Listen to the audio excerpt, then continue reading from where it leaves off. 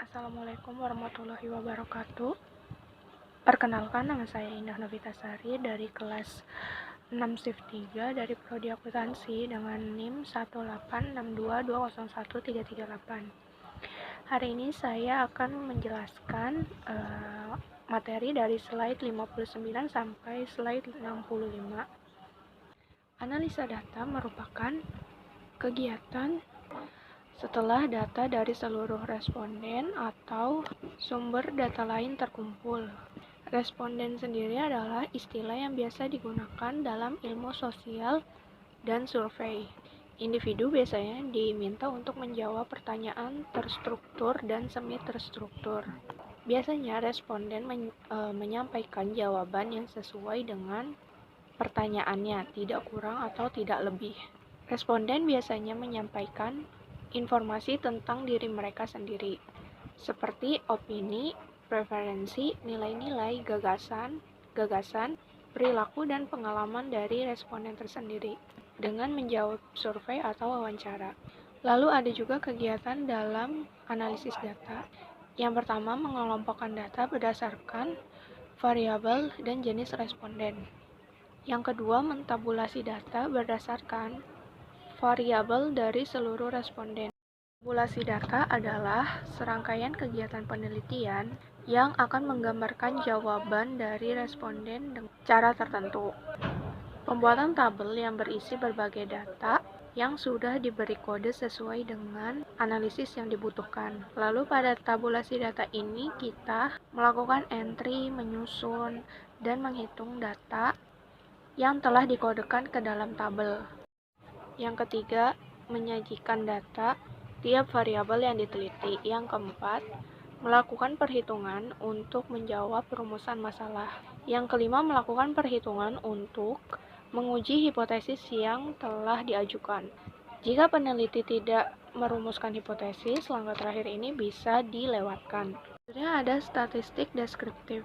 Statistik deskriptif adalah statistik yang digunakan untuk menganalisis data dengan cara mendeskripsikan atau menggambarkan data yang telah terkumpul, tanpa bermaksud untuk membuat kesimpulan yang berlaku untuk umum atau generalisasi. Biasanya yang menggunakan statistik deskriptif ini adalah penelitian yang dilakukan pada populasi tanpa mengambil sampel. Tapi jika penelitiannya dilakukan pada sampel, maka analisisnya bisa menggunakan statistik deskriptif ataupun statistik inferensial. Statistik deskriptif ini bisa digunakan oleh peneliti jika peneliti hanya ingin mendeskripsikan data sampel dan tidak ingin membuat kesimpulan yang berlaku untuk populasi di mana sampel diambil.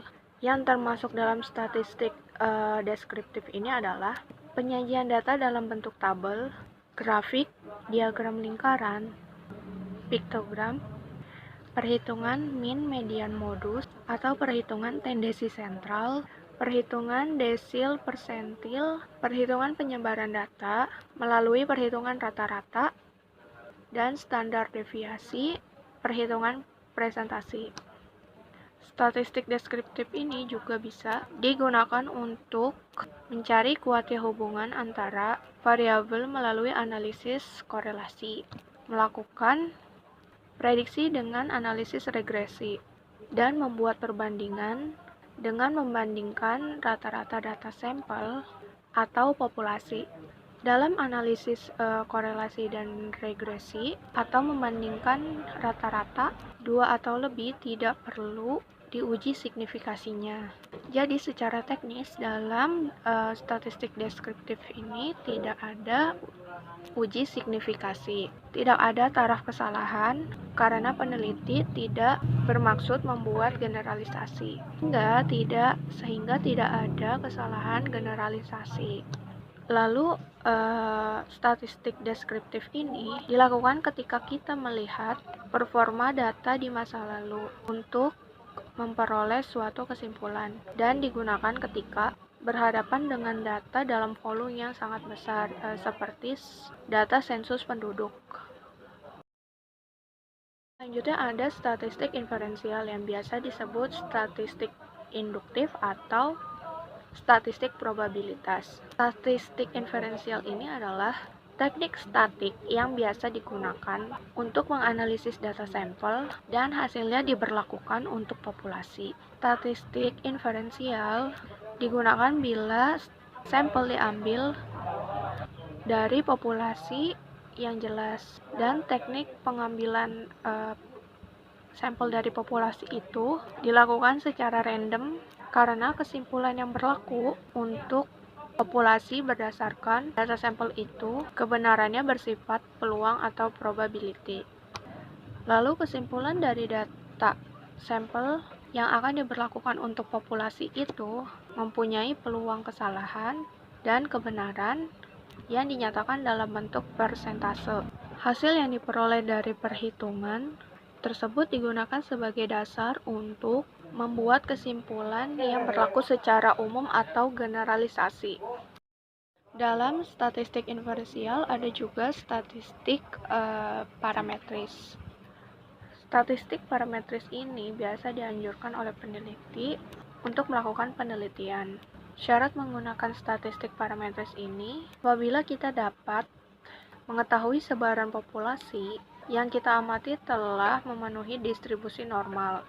Penerapan penggunaan statistik parametris ini biasanya dilakukan pada metode uji Z 1 atau 2 sampel, lalu ada uji T 1 atau 2 sampel, korelasi Pearson, perancangan percobaan atau one or two way ANOVA, dan lain-lain.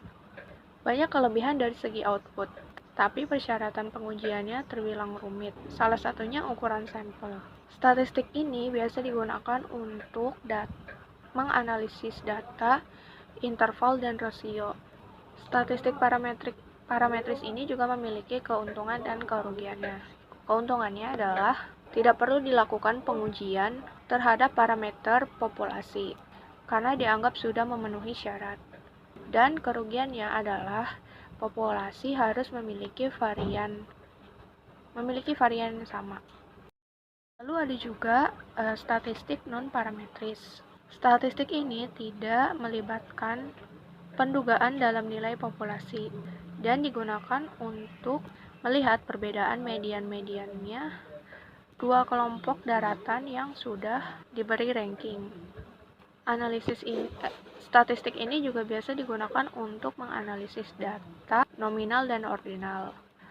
Statistik non-parametris ini biasa digunakan untuk pada kasus penelitian ilmu sosial. Metode yang biasa digunakan dalam statistik parametris ini yang pertama ada chi-square test, korelasi Spearman, probabilitas Fisher, dan Wilcoxon test, dan lain-lain. Dalam statistik non-parametris ini, data tidak memiliki sebaran normal. Dalam statistik non-parametris ini juga terdapat keuntungan dan kerugiannya masing-masing. Keuntungannya adalah mudah dilakukan karena tidak membutuhkan asumsi normalitas. Kerugiannya adalah hasil uji dari statistik non-parametris ini tidak dapat digunakan untuk mengestimasi karakter populasi, dikarenakan prosesnya yang sederhana dan cenderung menggunakan sampel kecil dan tidak berdistribusi normal. Lalu ada juga karena hanya membandingkan dua kelompok tertentu.